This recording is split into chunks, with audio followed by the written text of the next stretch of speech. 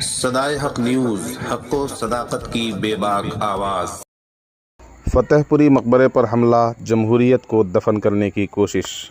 یہ حملہ کسی خالی عمارت پر نہیں ہوا، یہ ہندوستان کے مسلمانوں کی آزادی پر کھلا وار ہے۔ وہی لوگ جو کل تک چیخ چیخ کر کہتے تھے بابری مسجد ہندوؤں کو دے دو، سارے جھگڑے ختم ہو جائیں گے، آج ان کی زبانوں پر تالے کیوں لگ گئے ہیں؟ کیا یہ خاموشی اس بات کا اعلان نہیں کہ فرقہ واریت کی آگ بجھانے کے بجائے ہر تاریخی ورثے کو نیا میدان جنگ بنانے کی سازش رچی جا رہی ہے؟ کیا یہ انصاف ہے کہ ایک عام مسلمان اگر سڑک پر 2 رکعت نماز پڑھ لے تو پولیس لاٹھیاں برسائے، مقدمے درج کرے اور میڈیا شور مچائے، لیکن جب ہزاروں کا جتھا ہتھیاروں اور زعفرانی جھنڈوں کے ساتھ کسی محفوظ قومی ورثے پر دھاوا بول دے تو انتظامیہ کی ریڑھ کی ہڈی کیوں غائب ہو جاتی ہے؟ یہ کیسا قانون ہے جو اقلیت کے لیے فولاد اور اکثریت کے لیے موم بن جاتا ہے؟ یہ صرف فتح پور کا مسئلہ نہیں، یہ پورے ملک کی روح کا سوال ہے۔ اگر آج ایک مقبرے کو مندر قرار دے کر روند دیا گیا تو کل دوسرے دھرموں کی عبادت گاہیں بھی محفوظ نہیں بچیں گی۔ یہ کھیل صرف مسلمانوں کے خلاف نہیں، یہ ہندوستان کے آئین اور سیکولر جمہوریت کے منہ پر تماچا ہے۔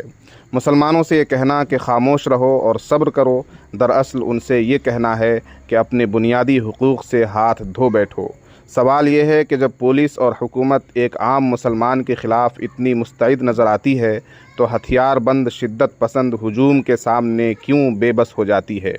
کیا یہ ملک قانون سے نہیں بلکہ اکثریت کی غنڈہ گردی اور ہندوتوا آتنکواد سے چلایا جائے گا؟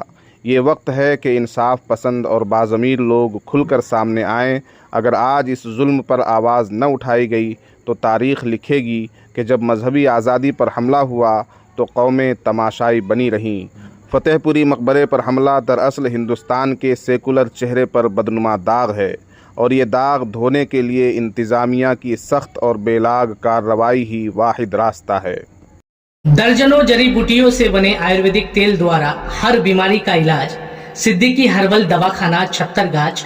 آج ہی سمپرک کرے 7017613190۔ صدائے حق نیوز، حق و صداقت کی بے باک آواز۔ اگر آپ نے اب تک ہمارا چینل سبسکرائب نہیں کیا ہے تو سبسکرائب کرنے کے ساتھ گھنٹی کے نشان کو بھی فعال کر دیجئے۔ شکریہ۔